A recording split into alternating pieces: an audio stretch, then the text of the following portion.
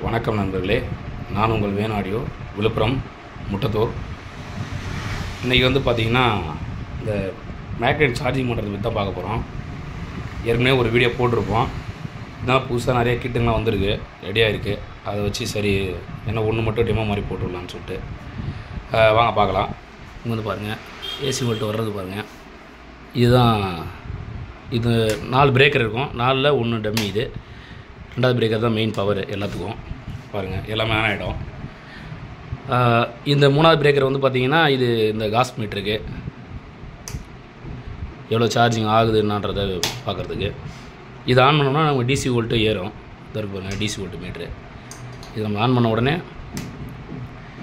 பாருங்க இன்க்ரீஸ் ஆகுது பாருங்க. வாங்க மேக்னெட்டை வைக்கலாம்.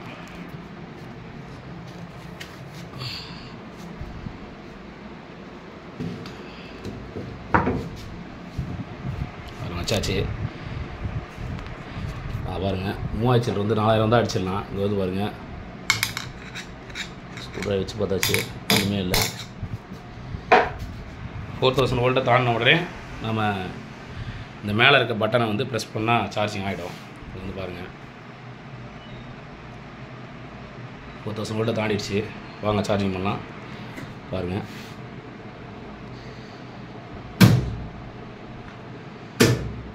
எப்பயுமே அந்த டிசி வோல்ட் பவர் ஆஃப் பண்ணிட்டு கை வைங்க.